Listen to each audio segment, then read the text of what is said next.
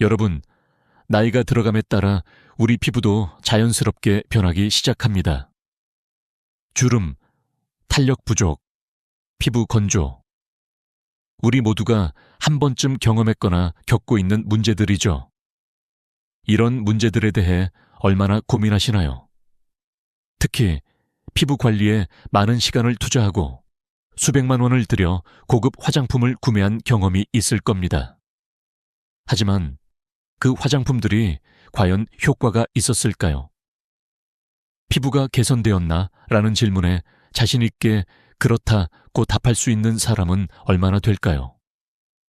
오늘 이 영상에서는 여러분이 그동안 몰랐던 놀라운 사실을 알려드리려고 합니다. 바로 단돈 5,000원으로 피부 나이를 10년 젊어 보이게 할 수 있다는 사실입니다. 아니, 믿기 힘드신가요? 사실 이 방법은 수많은 의학적 연구와 실제 사용자의 경험에 기반한 것입니다. 이 놀라운 방법은 바로 바세린입니다. 네, 맞습니다. 여러분이 생각하는 그 바세린이 바로 피부를 젊어 보이게 하는 비밀이 될 수 있습니다. 많은 사람들이 비싼 화장품을 구매하기 위해 많은 돈을 쏟아붓고 있지만 사실 바세린만으로도 피부를 효과적으로 관리할 수 있다는 사실을 아셨나요? 저는 오늘 여러분께 그 비밀을 공개하고 어떻게 바세린을 활용하여 주름을 줄이고 피부를 더 탄력 있게 만들 수 있는지 알려드리겠습니다. 그렇다면 여러분이 궁금해할 것들이 있을 겁니다. 바세린이 정말 효과가 있을까? 그저 기름이잖아. 어떻게 효과가 있을 수 있지? 이런 의문들이 생길 수 있습니다. 하지만 여기서 중요한 것은 바세린이 단순히 기름이 아니라 피부의 수분 손실을 막아주는 중요한 역할을 한다는 것입니다. 이제부터 우리가 살펴볼 것은 바로 그 비밀입니다.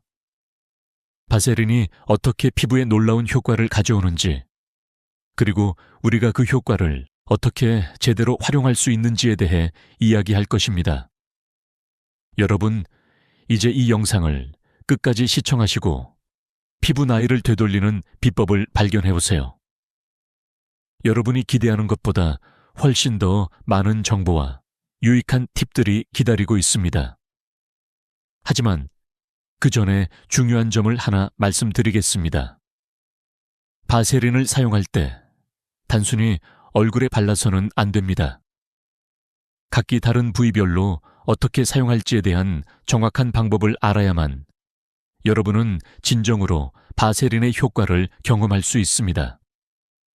여러분이 알고 싶었던 피부 관리의 진실을 바로 이 영상에서 찾을 수 있을 겁니다. 자, 이제 그 비밀을 하나하나 풀어나가며 피부 관리에 대한 새로운 시각을 여러분에게 전달하겠습니다. 이제 피부 관리에 있어 바세린을 어떻게 사용할지에 대해 구체적으로 알아보겠습니다.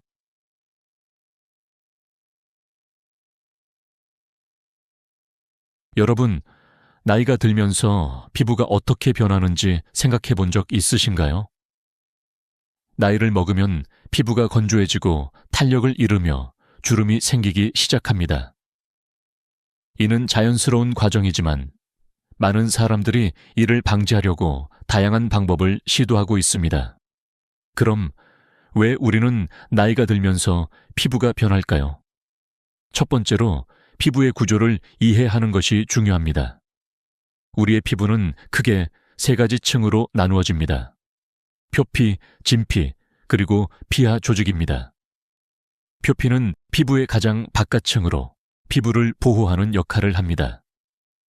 진피는 피부의 두 번째 층으로 피부의 탄력과 강도를 유지하는 콜라겐과 엘라스틴이 포함되어 있습니다. 마지막으로 피하 조직은 피부 아래 깊은 층으로 지방층과 결합 조직이 존재합니다. 나이가 들면서 우리의 피부는 점점 더 많은 변화를 겪습니다. 가장 큰 변화 중 하나는 콜라겐과 엘라스틴의 감소입니다. 콜라겐은 피부에 탄력을 주는 중요한 단백질입니다. 하지만 나이가 들수록 콜라겐의 생산량이 감소하고 그로 인해 피부는 점점 더 탄력을 잃고 주름이 생기게 됩니다. 또한 피부의 수분을 유지하는 능력도 약해집니다. 피부가 건조해지면 주름이 더욱 뚜렷해지고 피부의 보호막이 약해져 외부 자극에 민감해지기도 합니다. 또 다른 중요한 요소는 호르몬 변화입니다. 특히 폐경기 이후 여성들은 호르몬 변화로 인해 피부가 더 건조하고 얇아지며 혈액순환이 원활하지 않아 피부의 톤도 어두워질 수 있습니다. 남성들도 나이가 들면서 테스토스테론 수치가 낮아지며 피부의 두께와 탄력이 감소할 수 있습니다. 이 모든 변화들이 결합되어 결국 피부 노화가 일어나게 됩니다. 그렇다면 이러한 피부 노화 과정을 늦추거나 예방할 수 있는 방법은 무엇일까요? 많은 사람들이 고가의 화장품이나 수술적인 방법을 선택하지만 사실 이런 방법들은 일시적인 효과를 줄 뿐 근본적인 해결책이 되지 못할 때가 많습니다. 피부를 건강하게 유지하기 위한 가장 중요한 요소 중 하나는 수분 공급입니다. 피부가 충분한 수분을 유지하면 피부의 탄력을 되찾고 주름을 예방할 수 있습니다.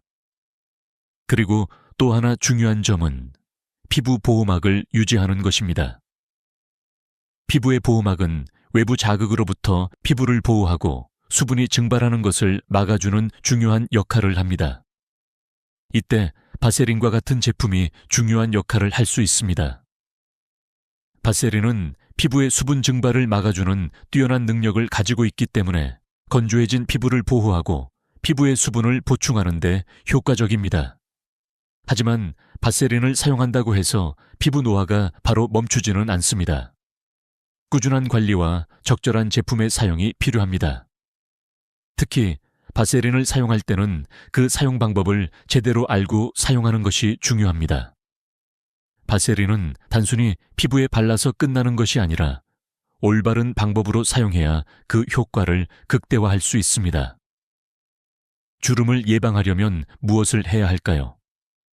첫 번째로, 피부에 필요한 수분을 공급해 주는 것이 중요합니다. 이는 바세린을 사용하여 피부의 수분을 잠가두는 것 외에도 피부에 수분을 공급하는 다양한 방법이 필요합니다. 예를 들어, 수분이 많은 앰플이나 세럼을 먼저 바르고 그 위에 바세린을 덮어서 수분이 피부 안에 오랫동안 보관되게 할 수 있습니다. 이렇게 하면 피부는 수분을 잃지 않고 오랫동안 촉촉함을 유지할 수 있습니다. 두 번째로, 피부에 자극을 주지 않도록 주의해야 합니다. 피부가 얇아지고 민감해지면 자극에 민감해지기 때문에 강한 화학 성분이 포함된 제품이나 너무 자주 스크럽하는 것보다 부드럽고 자연적인 방법으로 피부를 관리하는 것이 중요합니다. 세 번째로, 식습관과 생활습관이 중요합니다. 나이가 들수록 피부는 더 많은 영양소를 필요로 합니다. 피부 건강을 지키기 위해서는 충분한 수분 섭취, 균형 잡힌 식사, 적당한 운동 등이 필요합니다. 또한 너무 많은 자외선 노출은 피부 노화를 촉진하므로 자외선 차단제를 사용하거나 외출 시 자외선을 피하는 것도 중요한 관리 방법 중 하나입니다. 이제 우리는 피부 노화의 원인과 이를 예방하기 위한 방법들에 대해 알아봤습니다. 하지만 이 모든 방법을 통해 피부를 유지하려면 꾸준한 노력이 필요합니다. 한 번의 시도나 일시적인 방법으로는 효과를 볼 수 없습니다. 꾸준한 관리가 필요한 이유는 피부가 매일매일 변화하고 있기 때문입니다. 지속적으로 피부에 좋은 습관을 들여서 건강한 피부를 유지할 수 있도록 해야 합니다. 여기서 중요한 점은 정확한 방법으로 피부를 관리하는 것입니다. 수많은 제품들 중에서 여러분에게 맞는 제품을 찾고 그것을 제대로 활용하는 것이 중요합니다. 오늘 우리가 이야기한 바세린은 그중 하나일 뿐입니다. 바세린을 사용한다고 해서 모든 피부 문제가 해결되지는 않습니다. 하지만 바세린은 피부 보호막을 강화하고 수분을 잠그는 데 뛰어난 효과를 보입니다. 이 점을 잘 활용하면 여러분도 건강하고 젊어 보이는 피부를 유지할 수 있을 것입니다.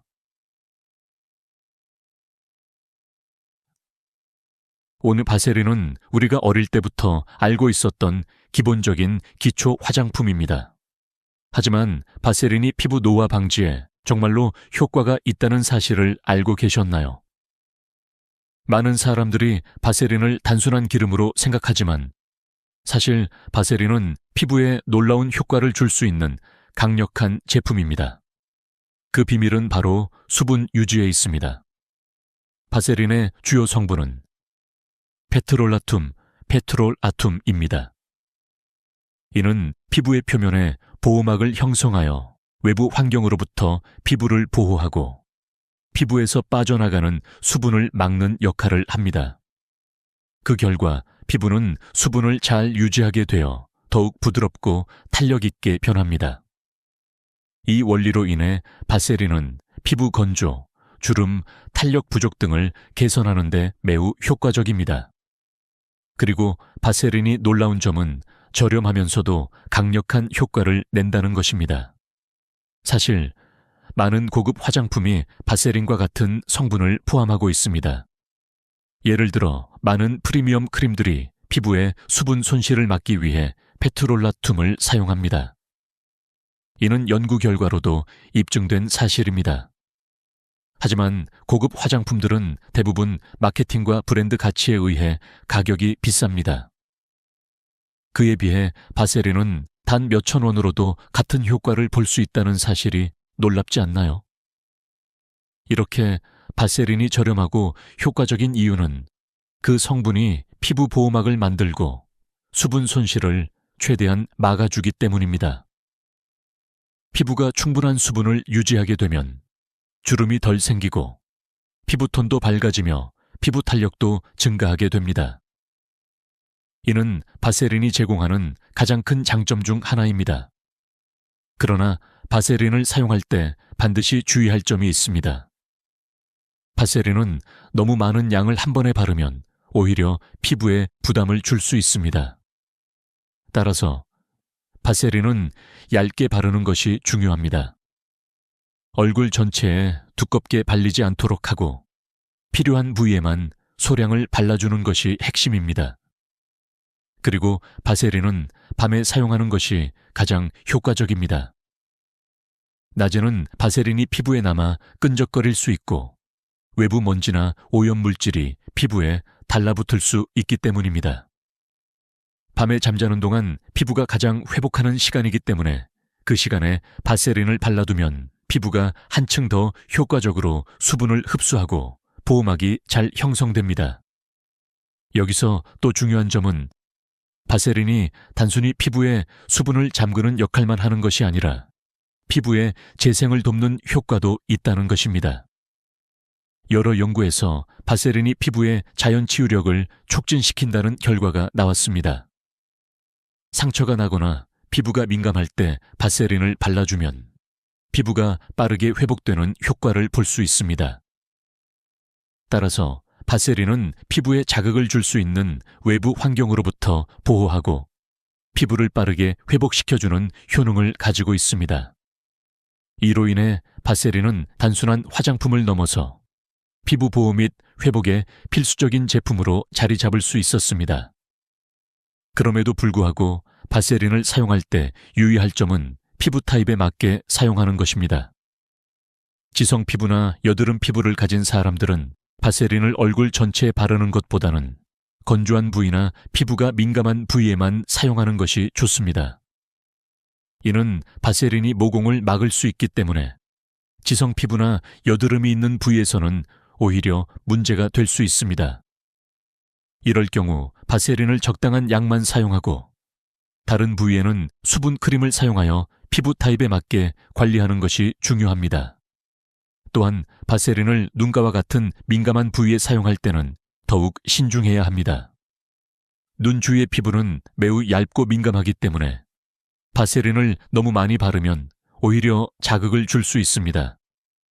눈가에는 적당한 양의 바세린을 얇게 발라주고 그 외의 부위에서는 충분한 수분 크림을 바르는 것이 좋습니다. 결론적으로 바세린은 단순히 기름처럼 보일 수 있지만 피부에 수분을 유지하고 외부 자극을 차단하며 피부 회복을 돕는 중요한 제품입니다. 이제부터 바세린을 피부 관리에 제대로 활용하는 방법을 배워보겠습니다.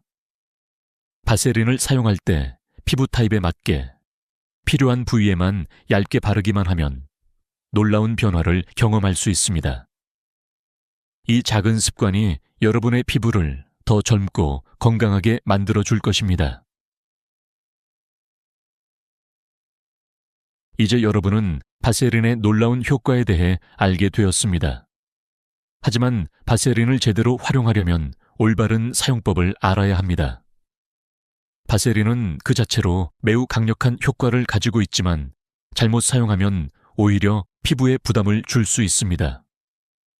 그래서 오늘은 바세린을 효과적으로 사용하기 위한 핵심적인 팁과 비법을 알려드리겠습니다. 1. 밤에 사용하는 것이 중요. 바세린을 사용할 때 가장 중요한 점은 밤에 사용하는 것입니다. 왜냐하면 피부가 가장 회복되는 시간대는 바로 잠자는 시간 동안입니다. 밤 동안 바세린을 발라두면 피부가 재생과 회복을 촉진할 수 있는 환경이 만들어집니다. 낮 동안은 외부 자극이나 오염물질이 피부에 쌓이기 때문에 밤에 사용해야 바세린이 피부에 최대한 효과적으로 작용할 수 있습니다. 2. 바세린을 얇게 바르기. 바세린을 사용할 때 가장 중요한 점은 두껍게 바르지 않는 것입니다. 바세린을 너무 많이 바르면 오히려 피부에 자극을 줄 수 있고 끈적임이 불편할 수 있습니다. 한 번에 사용할 양은 정말 쌀 한 톨 크기 정도면 충분합니다. 바세린은 피부의 보호막을 만들어주기 때문에 적당량만 사용해도 충분히 효과를 볼 수 있습니다. 3. 피부가 건조한 부위에만 사용하기. 바세린은 모든 부위에 사용하기보다는 건조한 부위에만 사용하는 것이 좋습니다. 예를 들어 눈가나 입가와 같은 민감한 부위나 지성 피부가 있는 부위에는 바세린을 피하는 것이 좋습니다. 특히 지성 피부나 여드름이 자주 나는 부위는 바세린이 오히려 모공을 막을 수 있기 때문에 해당 부위에는 수분 크림이나 가벼운 세럼을 사용하는 것이 더 효과적입니다.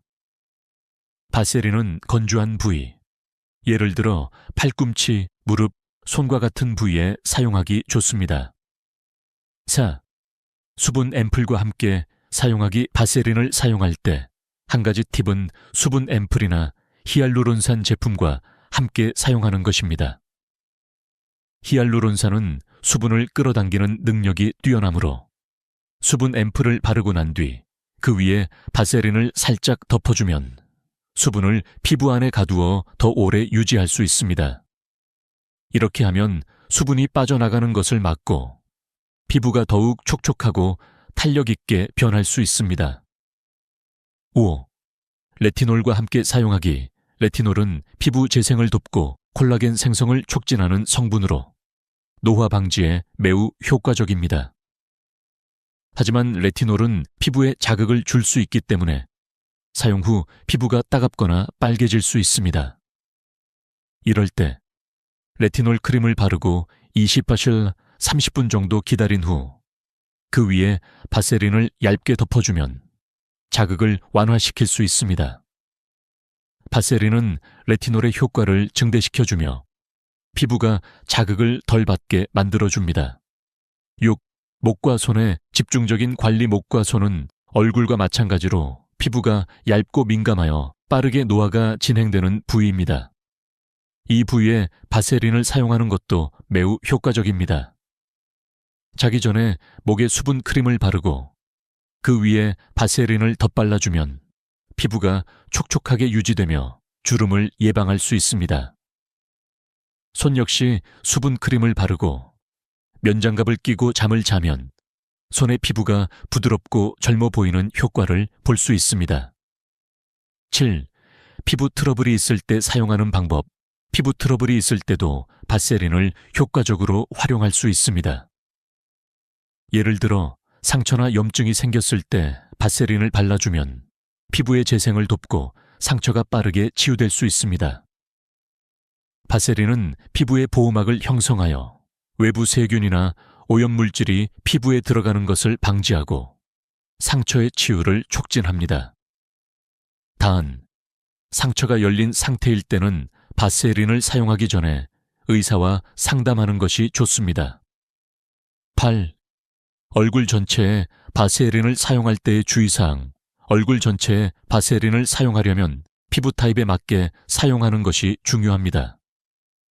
지성 피부의 경우 얼굴 전체에 바세린을 바르는 것보다는 건조한 부위나 민감한 부위에만 사용하는 것이 좋습니다. 특히 T존 부위 이마, 코, 턱는 피하고 U존 부위 볼, 눈가, 입가는 바세린을 적당량만 발라주는 것이 가장 효과적입니다. 야이처럼 바세린은 그 자체로도 훌륭한 피부 관리 제품이지만 다른 제품들과 잘 조화롭게 사용하면 그 효과가 더욱 증대됩니다. 바세린을 사용하기 전 자신에게 맞는 피부 타입에 맞게 올바른 방법을 알고 사용하는 것이 중요합니다. 매일 밤 꾸준히 바세린을 사용하고 피부의 수분과 보호막을 유지하며 필요한 부위에 집중적으로 사용한다면 여러분의 피부는 더욱 건강하고 젊어 보일 것입니다.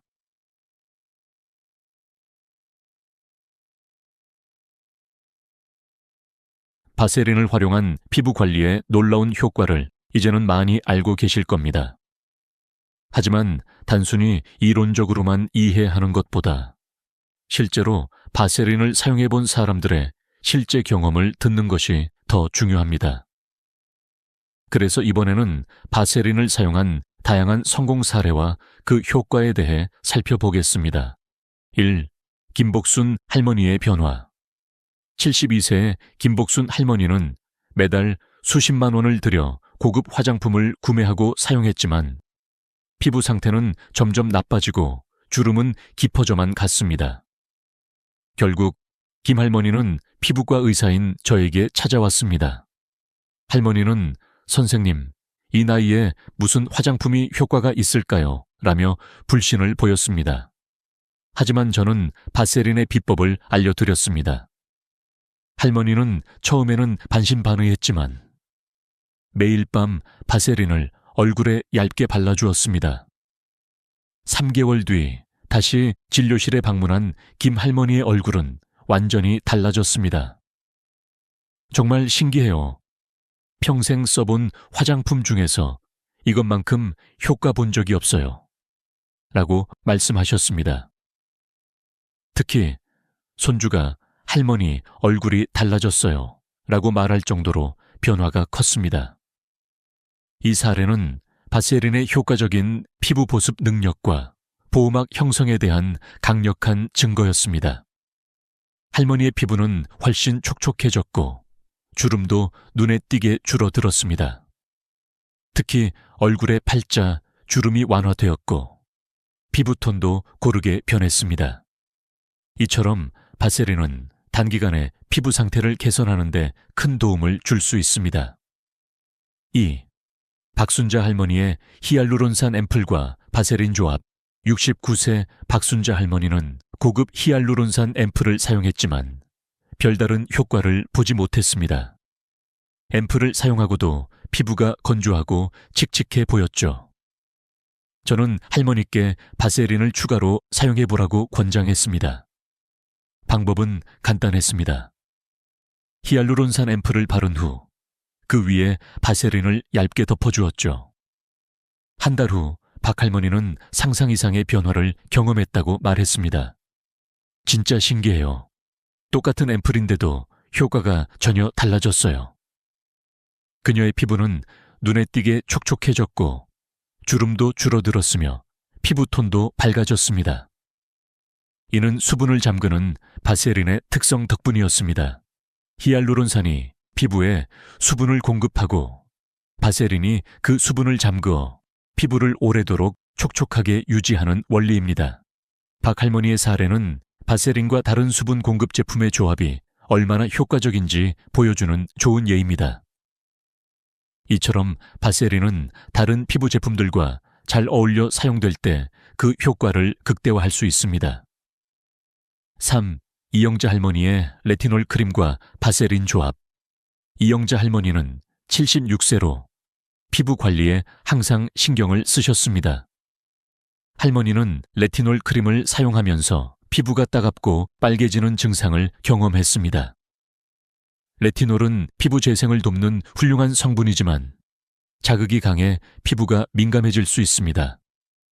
이영자 할머니에게는 레티놀 크림을 바르고 25-30분 후 그 위에 바세린을 덮는 방법을 알려드렸습니다. 그 결과 할머니의 피부는 더 이상 따갑지 않았고 레티놀의 효과가 오히려 더 좋아졌습니다. 바세린이 피부에 보호막을 형성하여 자극을 완화시켰고 레티놀의 재생 효과를 더욱 강화시킨 것이죠. 이 사례는 바세린이 피부 자극을 완화하고 다른 강력한 성분들과 함께 사용할 때 시너지 효과를 낼 수 있다는 것을 보여줍니다. 레티놀 크림과 같은 강력한 성분을 사용할 때 바세린을 함께 사용하면 피부가 더 안전하게 회복되고 피부 개선 효과도 더욱 강력해집니다. 4. 피부과 의사의 개인적인 경험. 저는 50년간 수많은 환자들에게 바세린을 추천해왔고 그중 많은 분들이 실제로 놀라운 변화를 경험했습니다. 특히 피부가 민감한 노년층의 경우 바세린은 수분을 지키는데 탁월한 효과를 보였습니다. 예를 들어 한 환자는 평소 피부가 너무 건조해져서 항상 당기는 느낌이 있었지만 바세린을 사용한 후에는 피부가 부드럽고 촉촉해졌다고 말했습니다.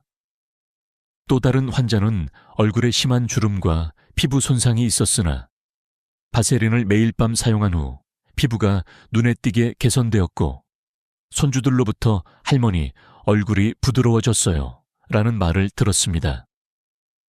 이런 변화는 피부 보호막을 유지하고 수분을 보충하는 바세린의 중요한 기능 덕분에 이루어진 결과였습니다. 5. 피부과 연구 결과. 피부과 연구에서도 바세린의 효과가 입증되었습니다. 여러 연구에 따르면 바세린은 피부의 수분 증발을 98%까지 차단할 수 있다는 결과가 나왔습니다. 이는 어떤 고급 화장품도 따라올 수 없는 효과입니다. 피부는 수분을 잃지 않으면 건강하고 탄력 있게 유지될 수 있습니다. 바세린이 피부 보호막을 형성하여 수분이 피부에 오래 머무르게 하는 원리로 피부가 촉촉하고 탄력 있게 변합니다. 이러한 연구 결과는 피부 건강을 위해 바세린이 매우 유용한 제품이라는 것을 강력히 뒷받침합니다.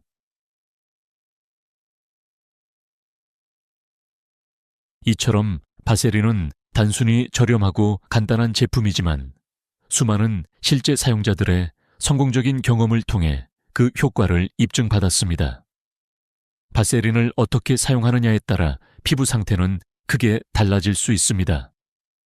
중요한 점은 자신의 피부 상태에 맞는 방법으로 바세린을 활용하는 것입니다. 오늘 소개한 여러 사례처럼 바세린을 꾸준히 사용하고 적절한 방법을 따르면 놀라운 변화를 경험할 수 있을 것입니다. 이제까지 우리는 바세린을 효과적으로 사용하는 다양한 방법과 실제 사례를 살펴보았습니다. 바세린이 피부 관리에 얼마나 중요한 역할을 할 수 있는지, 그리고 어떻게 그 효과를 최대한으로 끌어낼 수 있는지에 대해 이야기했죠. 그럼 이제 마지막으로 여러분이 기억해야 할 중요한 교훈과 피부 관리에 대한 최종 조언을 드리겠습니다. 1. 피부 관리에 있어 가장 중요한 것은 꾸준함이다. 피부는 하루아침에 변화하지 않습니다. 여러분이 매일 밤 바세린을 발라주고 꾸준하게 피부 관리를 한다면 몇 주 후에는 그 효과를 눈으로 확인할 수 있을 것입니다. 하지만 즉각적인 결과를 기대하기보다는 장기적인 관점에서 관리하는 것이 중요합니다. 바세린은 시간이 지나면서 그 효과가 서서히 나타나는 제품입니다. 이 점을 명심하고 꾸준히 관리하는 습관을 들여보세요. 2. 피부에 맞는 제품과 방법을 선택하라. 모든 피부가 똑같은 상태는 아닙니다. 지성 피부, 건성 피부, 민감성 피부 등 각기 다른 피부 타입에 맞는 관리 방법이 필요합니다. 예를 들어 지성 피부에는 바세린을 전체 얼굴에 사용하기보다는 건조한 부위나 민감한 부위에만 사용하는 것이 좋습니다. 반면 건성 피부나 노화가 진행된 피부에는 바세린을 전반적으로 사용할 수 있습니다. 자신에게 맞는 제품과 사용 방법을 찾아 사용하는 것이 중요합니다. 피부 타입에 맞게 수분 앰플, 세럼, 크림과 같은 다른 제품들과 함께 바세린을 활용하면 더 큰 효과를 볼 수 있습니다.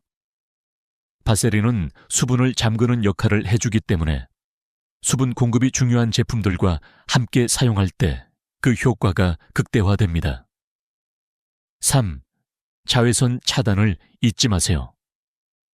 피부 관리에서 중요한 또 하나의 요소는 자외선 차단입니다.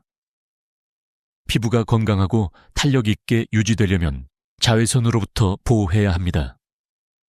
자외선은 피부를 건조하게 하고 주름을 가속화시킬 수 있습니다. 바세린을 사용하면서 자외선 차단제를 꼭 사용하세요. 하루에 2번 이상 자외선 차단제를 덧바르거나 외출 시에는 꼭 자외선을 차단할 수 있는 제품을 사용하시기 바랍니다. 4. 피부와의 소통 피부 관리는 단순히 외부 제품을 바르는 것에 그치지 않습니다. 피부의 상태를 주의 깊게 살피고 필요에 맞는 제품을 선택하는 것이 중요합니다. 피부가 건조하다면 더 많은 수분을 공급해주고 피부가 자극을 받았다면 자극을 완화시켜줄 수 있는 제품을 선택해야 합니다. 피부는 매일매일 변화하므로 피부 상태에 맞게 제품을 조절하고 관리하는 것이 필요합니다. 5. 나이가 들어도 아름다울 수 있다. 피부 관리는 나이에 상관없이 중요한 부분입니다. 나이가 들면서 피부는 자연스럽게 변화하지만 적절한 관리와 꾸준한 노력으로 젊고 건강한 피부를 유지할 수 있습니다. 바세린처럼 간단하면서도 효과적인 제품을 활용하면 누구나 피부를 건강하게 관리할 수 있습니다. 그리고 중요한 점은 아름다움은 외모만이 아니라 건강한 피부에서 나온다는 것입니다. 피부가 건강하고 탄력 있게 유지되면 그 자체로 젊고 아름다워 보이기 때문입니다. 나이가 들었다고 포기하지 말고 오늘부터라도 피부 관리에 힘써보세요. 유시. 피부 관리의 첫걸음은 바세린과 함께 바세린은 피부 관리에서 가장 기본적이고 필수적인 제품이 될 수 있습니다. 그것은 단지 기름 같은 보습제가 아니라 피부 보호막을 형성해주고 수분을 잠가주는 역할을 하는 중요한 제품입니다. 바세린을 매일 밤 얼굴에 발라주면 피부는 점점 더 촉촉하고 건강해지며 주름도 줄어들고 피부톤도 개선됩니다. 하지만 바세린을 사용하는 것만으로 모든 문제가 해결되지는 않습니다. 올바른 사용법과 꾸준함이 중요합니다. 바세린을 효과적으로 사용하면서 다양한 피부 제품들과 함께 사용하고 나이와 피부 타입에 맞는 적절한 방법을 선택하세요. 그렇게 하면 피부는 점차 건강해지고 나이가 들어도 아름다움을 유지할 수 있을 것입니다. 마지막으로 피부는 여러분의 첫 번째 방어선입니다. 건강한 피부는 외부 자극으로부터 몸을 보호하고 자신감을 주며 나아가 행복한 삶을 영위하는 데 큰 역할을 합니다. 여러분의 피부는 여러분의 삶의 중요한 부분이므로 이를 소중히 여기고 꾸준히 관리하세요. 지금부터라도 바세린을 활용한 피부 관리 루틴을 시작해보세요. 이 작은 습관이 여러분의 피부를 변화시키고 더 건강하고 아름다운 피부를 만들어 줄 것입니다. 오늘 배운 비법들을 실천하고 1년 후에 다른 사람들에게도 그 변화를 자랑할 수 있는 날이 오기를 기대합니다. 여러분의 피부가 더 건강해지고 자신감을 얻을 수 있기를 진심으로 바랍니다. 오늘 이 영상을 통해 여러분에게 유익한 정보를 전달할 수 있어 기쁩니다. 오늘 저는 병원에선 절대 먼저 말하지 않는 당뇨 회복의 진짜 비밀을 말씀드리려 해요. 여러분, 왜 병원에서는 당뇨 환자를 줄이려는 노력을 적극적으로 하지 않을까요? 환자가 줄어들면 손해보는 구조. 안타깝게도 의료 현실이 그렇습니다. 그래서 병원에서는 아침 식사에서 이것 하나만 바꿔도 당뇨를 끊을 수 있다는 사실은 말해주지 않아요. 특히 지금 당뇨 전 단계거나 이미 진단을 받으신 분이라면 이 영상 꼭 끝까지 보셔야 해요. 지금이 바로 평생 약 없이 살 수 있는 마지막 기회거든요. 이 기회를 놓치신다면 앞으로 혈당 관리를 약에 의존할 수밖에 없어요. 약도 조절 못하는 시기가 오면 결국 합병증까지 이어질 수 있어요. 당뇨는 한 번 걸리면 평생 관리하며 살아야 한다던데 감옥에 갇힌 것 같아요. 진료실에서 들은 이 말에 마음이 너무 아팠어요. 당뇨는 평생 안고 가야 한다는 말, 사실이 아닙니다. 틀렸습니다. 제가 진실을 말씀드릴게요. 얼마든지 약 없이도 정상 혈당으로 되돌아갈 수 있어요. 그 핵심은 바로 아침 식단에 있어요. 아침은 단순히 하루의 시작이 아닙니다. 인체의 대사는 밤새 쉬다가 다시 활기를 찾는 시점이 바로 아침이에요. 그렇기 때문에 아침에 무엇을 먹느냐가 하루 전체의 혈당 곡선을 결정짓습니다. 많은 분들이 흰빵, 떡, 시리얼 같은 단순 탄수화물을 아침으로 드시죠. 이 음식들은 소화가 너무 빨라 혈당을 순식간에 올리고 다시 급격히 떨어뜨려 피로와 공복감을 가져옵니다. 그러나 단백질과 채소, 통곡물을 포함한 아침은 혈당을 완만하게 올려 안정적인 하루를 만들어줍니다. 실제로 미국의 한 대규모 연구에서 아침을 어떻게 먹느냐에 따라 같은 칼로리를 섭취해도 하루 평균 혈당이 아펜셜 30mg 다이엘까지 차이가 났다는 결과가 있습니다. 단순히 배부르게 먹는 문제가 아니라 혈당 관리라는 더 큰 그림이 숨어 있다는 뜻이죠. 이 결과는 수많은 환자들에게 아침이야말로 혈당 회복의 황금 열쇠라는 확신을 주었습니다. 제가 진료실에서 만난 한 60대 여성 환자분 이야기를 들려드릴게요. 이분은 10년 넘게 당뇨약을 복용해왔고 늘 피곤에 시달렸습니다. 그런데 단 한 가지 아침 식단을 바꾸고 나서 인생이 달라졌습니다. 흰죽 대신 귀리죽을 선택하고 계란과 채소를 곁들였을 뿐이에요. 6개월 후 공복 혈당은 160에서 102로 떨어졌고 의사와 상의 끝에 약을 절반으로 줄일 수 있었습니다. 그분은 제 손을 잡고 왜 이제야 알려주셨냐며 울먹였어요. 여러분, 여기에 중요한 메시지가 있습니다. 당뇨는 절망의 낙인이 아니라 생활 습관의 조율로 충분히 되돌릴 수 있는 상태라는 것입니다. 물론 모든 사람이 똑같은 결과를 얻는 것은 아니지만 변화 가능하다는 희망 자체가 행동을 만들어내고 결과를 가져옵니다. 당뇨는 단순히 혈당 수치만의 문제가 아닙니다. 합병증으로 이어질 수 있다는 점이 무섭죠. 신장질환, 망막질환, 신경손상. 그러나 그 시작은 작은 생활 습관에서 비롯됩니다. 특히 아침이라는 작은 문 하나를 열면 건강한 하루라는 긴 복도를 걸어갈 수 있습니다. 제가 오늘 전하고 싶은 첫 번째 교훈은 바로 이겁니다. 아침을 바꾸면 삶이 바뀐다. 수십 년간 환자들을 만나오면서 약을 늘리고 줄이는 것은 병원에서 쉽게 할 수 있는 일이었지만 아침 습관을 바꾸는 건 환자 본인만이 할 수 있는 선택이었습니다. 그리고 그 선택이 약보다 더 강력한 힘을 발휘하는 순간을 수없이 보았습니다. 혹시 지금도 나는 늦었어. 이미 수십 년 당뇨를 알아왔는데 뭘 바꿀 수 있겠어? 라고 생각하시나요? 그렇지 않습니다. 15년간 약을 먹던 환자도 아침을 바꾸고 1년 만에 약을 완전히 끊은 사례가 있습니다. 중요한 것은 지금 시작하는 용기입니다. 내일이 아니라 바로 오늘 아침부터요. 혈당은 배신하지 않습니다. 올린 만큼, 내린 만큼 결과로 보여줍니다. 그래서 제가 강조드리는 거예요. 작은 변화를 선택한 사람은 큰 변화를 선물 받는다.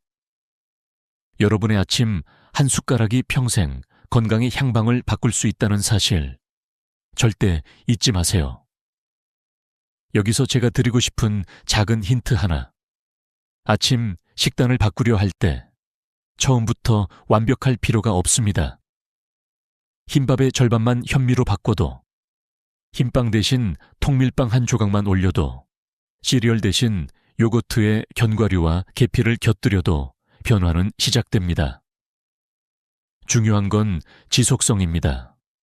하루 이틀이 아니라 3개월, 6개월 이어갔을 때 혈당 수치가 숫자로 답해 줄 거예요.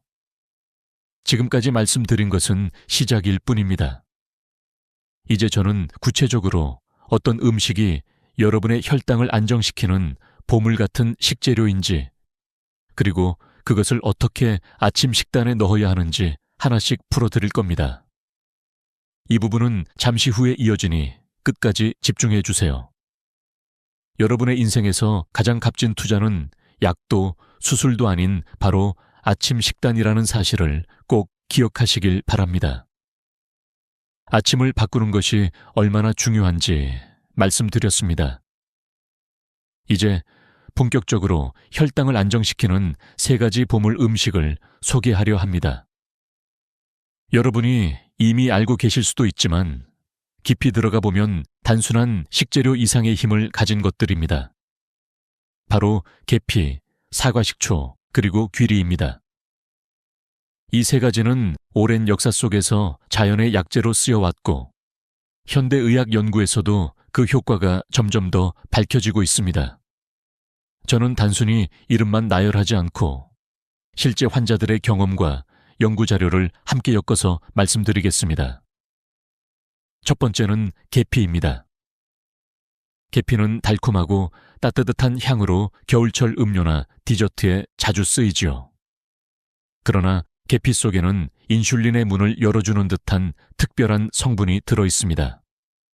쉽게 말해, 세포가 포도당을 받아들이는 자물쇠가 있다면 계피는 열쇠 같은 역할을 하는 것입니다.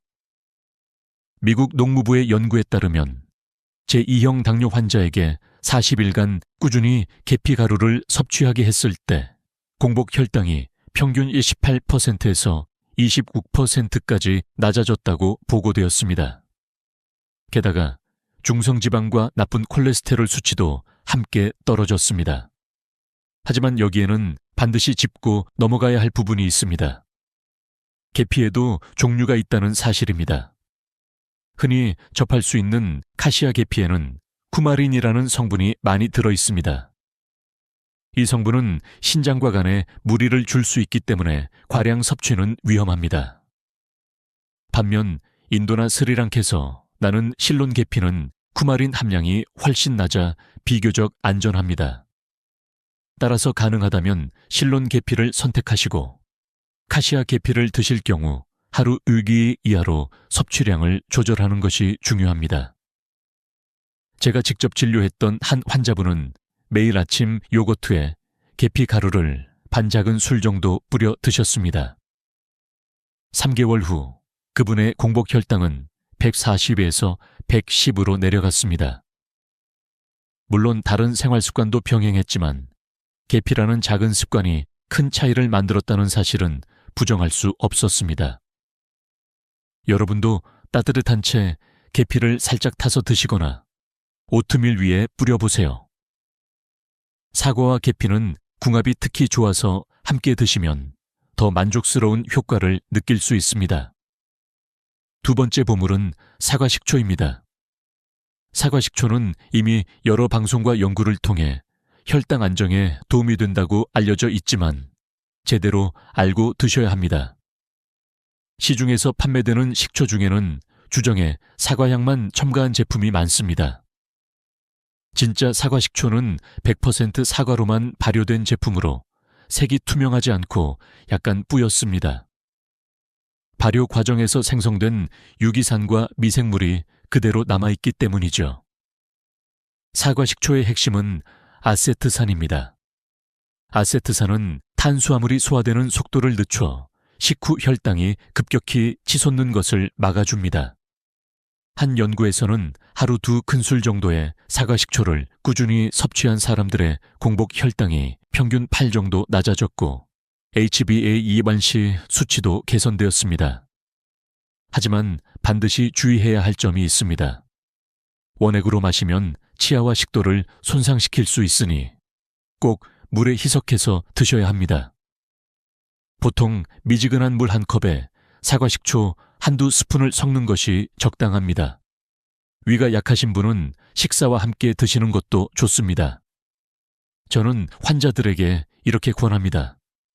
아침에 물 한 컵을 준비하고 그 안에 사과식초를 넣어 드시라는 겁니다. 이 간단한 습관이 하루 전체 혈당의 출발을 안정시킵니다. 또 다른 활용 방법은 샐러드 드레싱입니다. 올리브 오일과 레몬즙, 사과식초를 섞어 신선한 채소에 뿌리면 혈당 관리와 입맛, 2마리 토끼를 잡을 수 있습니다. 세 번째 보물은 귀리, 즉 오트밀입니다. 귀리는 요즘 건강식품으로 많은 사랑을 받고 있죠.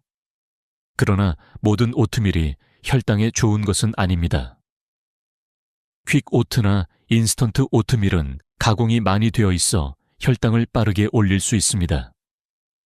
반면 롤드 오트나 스틸컷 오트는 가공이 적어 소화가 천천히 되며 혈당 상승을 완만하게 만듭니다. 중요한 건 무가당 제품을 고르는 것입니다.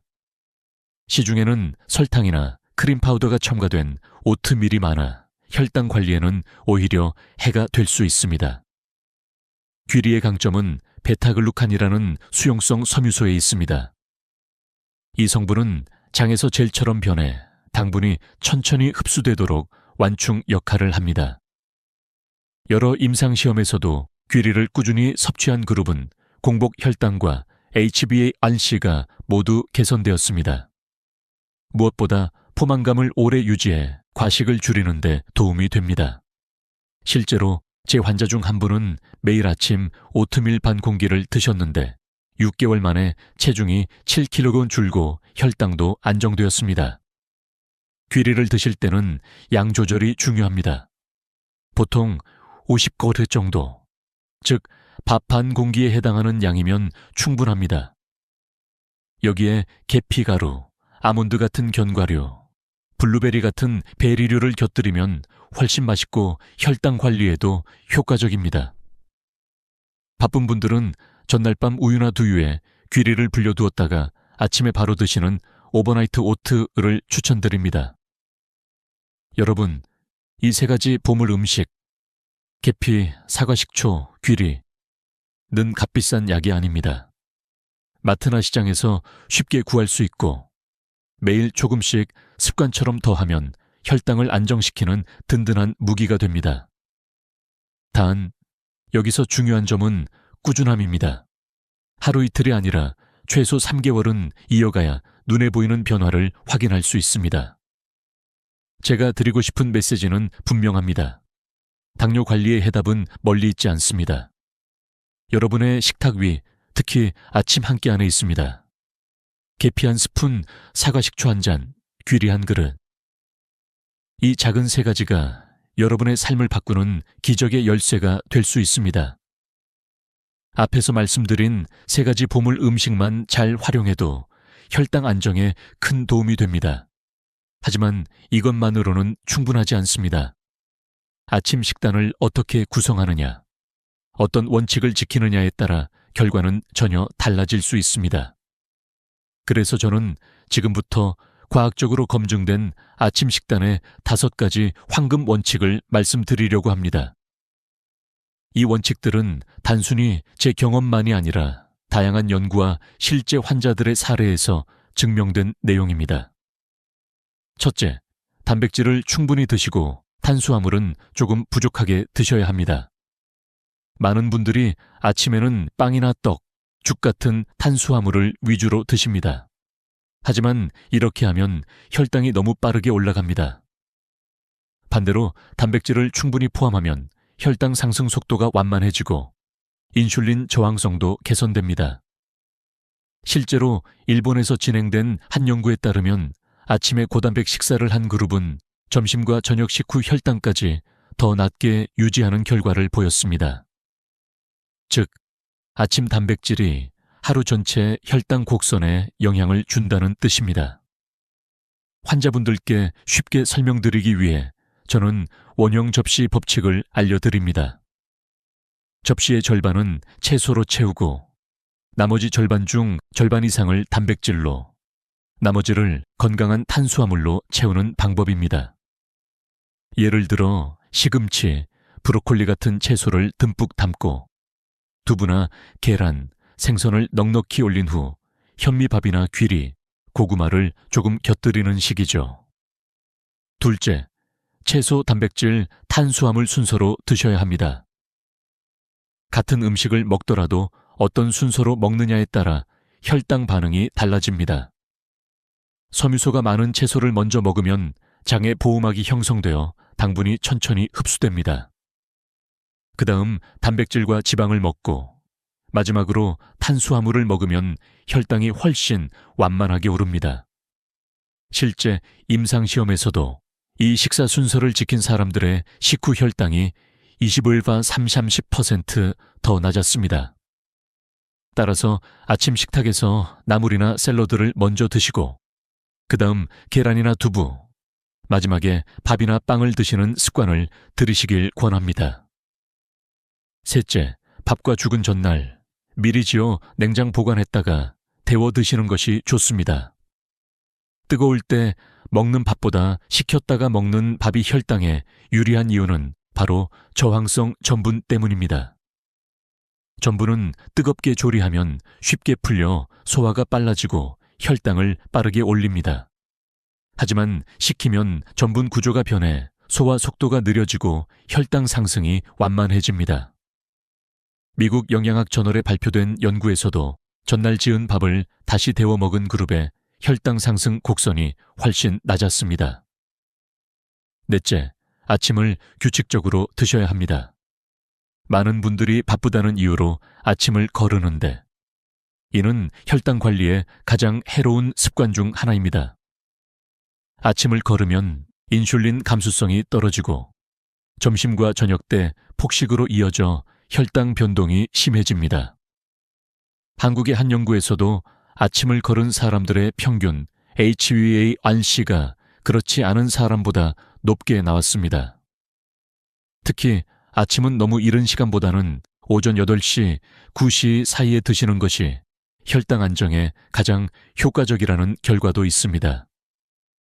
규칙적인 시간대에 하루 3끼를 유지하는 것이 기본 중의 기본입니다. 다섯째, 아침 식사에는 반드시 새콤한 음식을 곁들이세요. 식초나 레몬즙 같은 산성 음식은 혈당 반응을 낮추는 데 도움이 됩니다. 일본 도쿄대 연구팀은 밥과 함께 식초에 절인 오이를 곁들였을 때 식후 혈당이 평균 29% 낮아졌다는 결과를 발표했습니다. 샐러드에 레몬즙을 뿌리거나 잡곡밥에 무절임을 곁들이는 것도 좋은 방법입니다. 단, 설탕을 많이 넣은 단무지나 단맛 피클은 오히려 해로울 수 있으니 피하셔야 합니다. 이 5가지 원칙을 정리해보면 이렇습니다. 하나, 단백질은 넉넉히, 탄수화물은 조금만. 둘, 채소 단백질 탄수화물 순서. 셋, 밥은 식혀서 다시 먹기. 넷, 아침은 거르지 않고 규칙적으로. 다섯, 산미를 곁들여 혈당 완화. 이 원칙들은 단순히 이론이 아닙니다. 실제로 제가 만난 환자분들이 꾸준히 실천해 혈당 수치가 개선된 것을 수없이 확인했습니다. 예를 들어 70대 남성 환자분은 3개월 동안 이 5가지 원칙을 지킨 결과 HbA1c가 7.8에서 6.3으로 떨어졌습니다. 약을 줄이는 것이 가능했던 건 물론이고 체력도 좋아져서 등산 모임에 다시 나갈 수 있었습니다. 여러분, 혈당은 작은 선택의 결과입니다. 아침 식탁 위 한 숟가락의 차이가 하루를 만들고 하루가 모여 평생을 만듭니다. 이 5가지 황금 원칙을 기억하고 실천해 보세요. 약이 아닌 생활 습관이야말로 가장 강력한 치료제라는 사실을 몸으로 느끼실 수 있을 겁니다.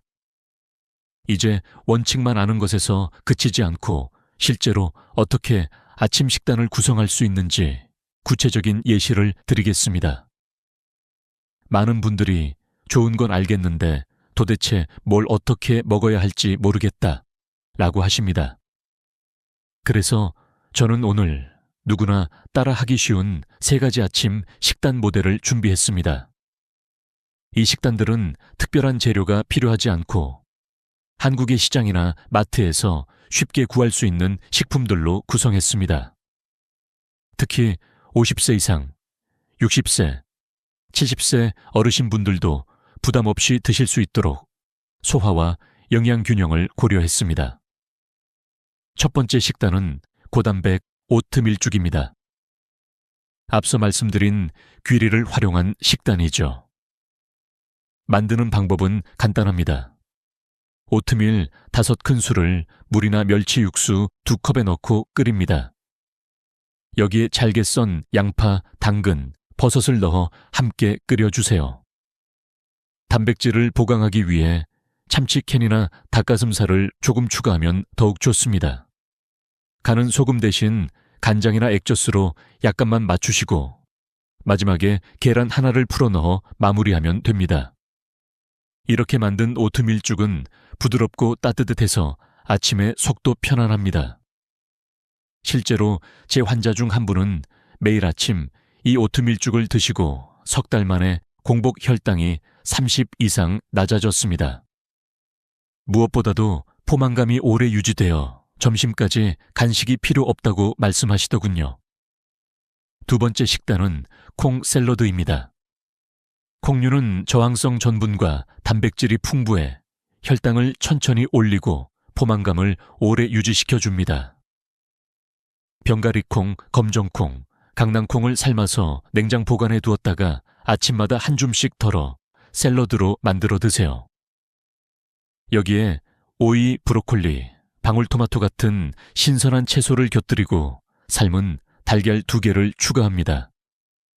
드레싱은 올리브 오일 1큰술, 사과 식초 1큰술, 소금 약간을 섞으면 됩니다. 이 콩샐러드는 단백질, 섬유소, 건강한 지방까지 골고루 들어있어 아침 식사로 손색이 없습니다. 실제 연구에서도 콩을 꾸준히 섭취한 그룹은 HA1C가 유의미하게 낮아졌다는 결과가 보고되었습니다.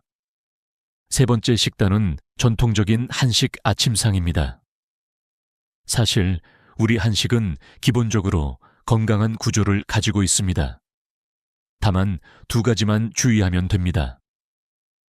첫째, 흰밥 대신 현미, 귀리 등을 섞은 잡곡밥을 드시는 것입니다. 양은 주먹보다 조금 적은 약 100g만 정도면 충분합니다. 둘째, 반드시 단백질 반찬을 포함해야 합니다. 많은 분들이 아침에는 김치와 나물만으로 간단히 때우는데 이러면 단백질이 부족해 혈당 관리에 불리합니다. 따라서 계란찜, 두부조림, 생선구이 같은 단백질 반찬을 주먹 크기 이상 꼭 챙기시길 권합니다. 나머지 반찬은 시금치나물, 콩나물 무침, 숙주볶음, 가지볶음처럼 채소 위주로 구성하면 됩니다. 짜거나 자극적인 음식만 피하면 충분히 건강한 식단이 됩니다. 이 3가지 식단의 공통점은 명확합니다. 첫째, 단백질을 반드시 포함한다는 점. 둘째, 채소를 풍부하게 곁들여 섬유소를 충분히 섭취한다는 점. 셋째, 건강한 탄수화물을 적절히 곁들여 혈당을 급격히 올리지 않도록 한다는 점입니다. 즉, 원칙과 실제 식단이 자연스럽게 이어진다는 것이죠. 제가 환자분들께 자주 드리는 조언이 있습니다. 처음에는 예시 식단을 그대로 따라 하시고 익숙해지면 조금씩 변형해 보세요. 매일 똑같이 먹는 것은 쉽지 않으니 입맛에 맞게 조금씩 응용하는 것이 지속성의 비결입니다. 예를 들어 오트밀죽 대신 보리죽을, 콩 샐러드 대신 두부 샐러드를, 전통 한식상 대신 김치찌개에 두부와 채소를 듬뿍 넣어 드시는 것도 좋은 방법입니다. 실제로 제가 70대 남성 환자에게 이 세 가지 식단을 번갈아 적용하도록 권했습니다. 그 결과 6개월 후 HbA1c 수치가 8.1에서 6.4로 내려갔습니다. 그는 약만 늘리는 병원 진료보다 식단 하나가 더 강력했다라고 말씀하셨습니다. 여러분도 똑같이 경험하실 수 있습니다. 중요한 건 시작이고 지속입니다. 여러분, 아침 식탁은 단순히 한 끼를 해결하는 자리가 아닙니다. 혈당을 안정시키고 합병증을 예방하며 삶의 질을 지켜내는 중요한 무대입니다. 지금 이 순간부터라도 여러분의 아침상을 한번 돌아보세요. 그리고 작은 변화를 선택하세요. 계란 하나, 콩 한 줌, 잡곡밥 반 공기. 이 작은 선택이 여러분의 건강한 미래를 만듭니다. 아침 식단만 바꿔도 혈당이 눈에 띄게 안정되지만 어떤 분들은 여전히 조절이 잘 되지 않는 경우가 있습니다. 그 이유 중 하나는 바로 체중입니다. 체중이 늘어나면 인슐린 저항성이 심해져 혈당 관리가 어려워집니다. 따라서 체중을 줄이는 것이 당뇨 관리에 매우 큰 도움이 됩니다. 하지만 많은 분들이 체중 감량을 시도했다가 실패하고 다시 원래대로 돌아오는 경험을 하셨을 겁니다. 왜 그럴까요? 단순히 식사량을 무조건 줄이거나 배고픔을 억지로 참으려 했기 때문입니다. 우리 뇌는 하지 말아야지 라고 생각할수록 더 강하게 갈망합니다. 빵을 먹지 말아야지 라고 하면 빵 생각이 더 간절해지는 것처럼요. 그래서 무조건 참는 방법으로는 절대 체중을 줄일 수 없습니다. 중요한 것은 몸이 원래 가지고 있는 자연스러운 조절 능력을 회복하는 것입니다. 그 방법이 바로 마인드풀 아이팅, 즉 집중해서 먹는 습관입니다. 첫 번째 방법은 천천히 씹는 것입니다. 음식을 입에 넣었을 때 15, 20번 이상 꼭꼭 씹어보세요. 그래야 위장뿐 아니라 뇌에도 배부르다는 신호가 전달될 시간을 줍니다. 급하게 먹으면 포만감을 느끼기도 전에 과식을 하게 됩니다. 실제 연구에서도 천천히 먹는 사람은 그렇지 않은 사람보다 평균 섭취 칼로리가 10머줄 20% 적었습니다. 두 번째는 80% 포만감에서 멈추는 것입니다. 완전히 배가 부른 상태가 아니라 이제 그만 먹어도 되겠다 싶은 정도에서 식사를 멈추는 습관입니다. 일본 오키나와 장수마을 사람들은 이 습관을 하라하치부라고 부릅니다. 이 단순한 습관이 장수와 건강에 큰 비결이 된 것입니다. 세 번째는 식사에만 집중하는 것입니다. TV를 켜놓거나 휴대폰을 보면서 먹으면 무의식적으로 더 많은 음식을 먹게 됩니다. 반대로 오로지 음식의 맛, 향, 질감에 집중하면 적은 양으로도 만족감을 느낄 수 있습니다. 실제로 식사에 집중하는 습관을 들인 환자분들이 자연스럽게 체중을 줄이고 혈당도 안정되는 것을 저는 여러 번 확인했습니다. 네 번째는 작은 접시를 사용하는 것입니다. 같은 양의 음식을 큰 접시에 담으면 부족해 보이지만 작은 접시에 담으면 충분해 보입니다. 단순한 착각 같지만 실제로 심리적으로 만족감을 주어 과식을 줄이는 데 도움이 됩니다. 다섯 번째는 식사 전에 물 한 컵을 마시는 것입니다. 식사 전에 물을 마시면 위가 어느 정도 채워져서 식사량을 자연스럽게 줄일 수 있습니다. 단, 음료 대신 반드시 물이나 무가당 차를 선택해야 합니다. 이 5가지 마인드풀 아이팅 습관은 특별한 음식이나 비용이 필요하지 않습니다. 단지 먹는 방식과 태도를 바꾸는 것뿐이지만 효과는 놀랍습니다. 제가 만난 60대 여성 환자분은 하루 3끼 중 1끼라도 마인드풀 아이팅을 실천하셨습니다. 그 결과 1년 동안 12kg를 감량했고 HbA1c는 7.2에서 5.9로 떨어졌습니다. 무엇보다 중요한 것은 요요 현상이 전혀 없었다는 점입니다. 여러분, 체중 감량은 당뇨 관리의 핵심 중 하나입니다.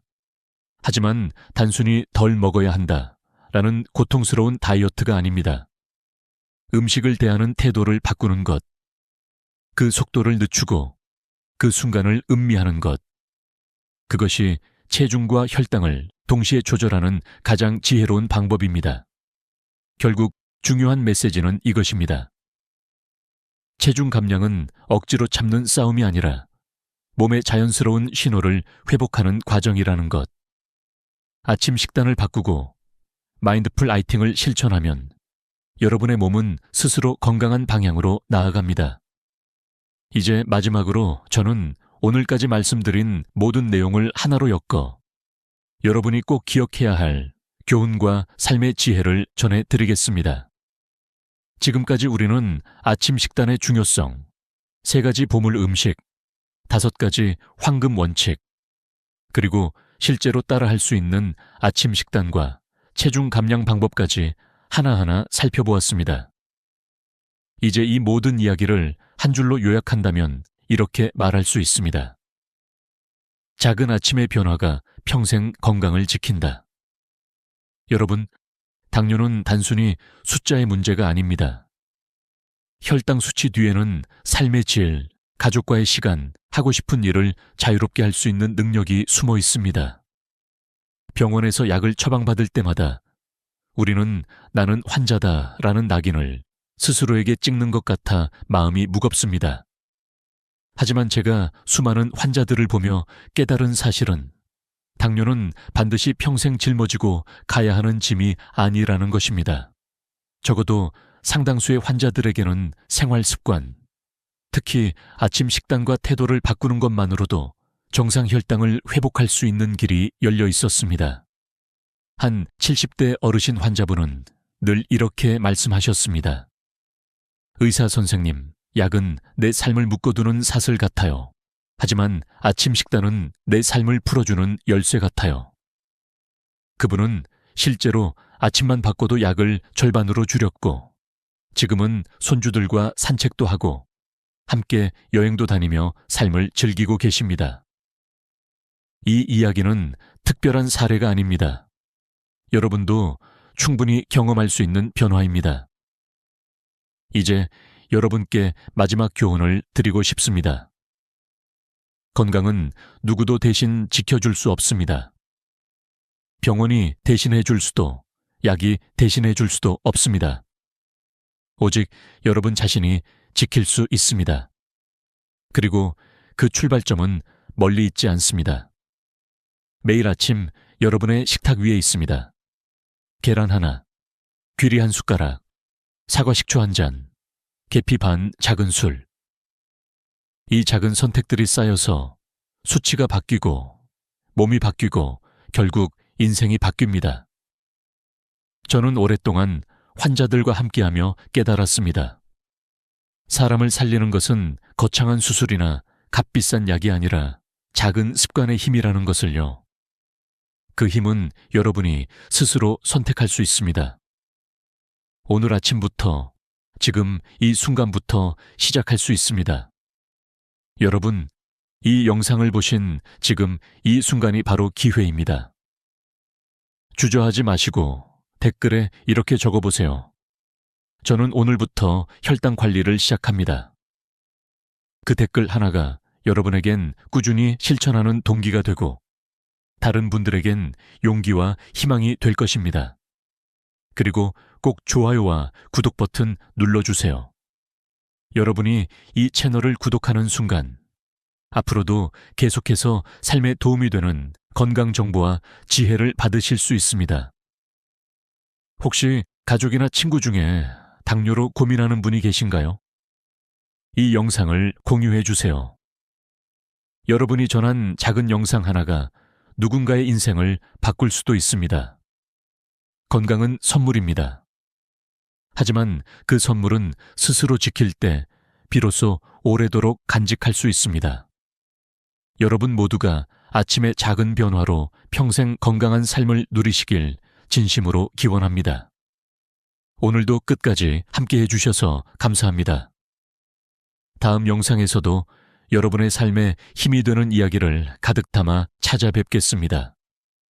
구독과 알림 설정을 꼭 해두셔서 소중한 이야기를 놓치지 마시길 바랍니다.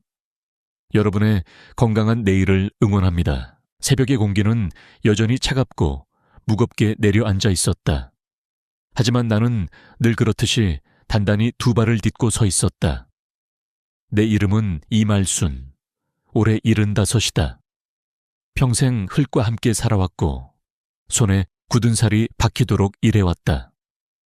남편은 일찍 세상을 떠나 나 혼자 두 아들을 키워냈다.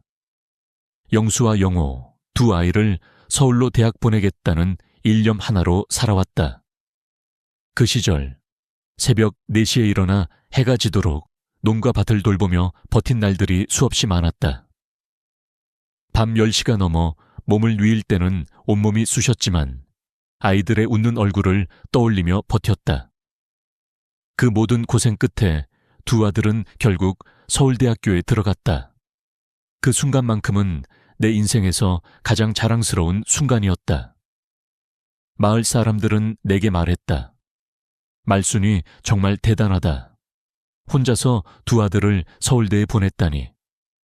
그 말이 내 피곤한 어깨를 잠시나마 가볍게 해주었다.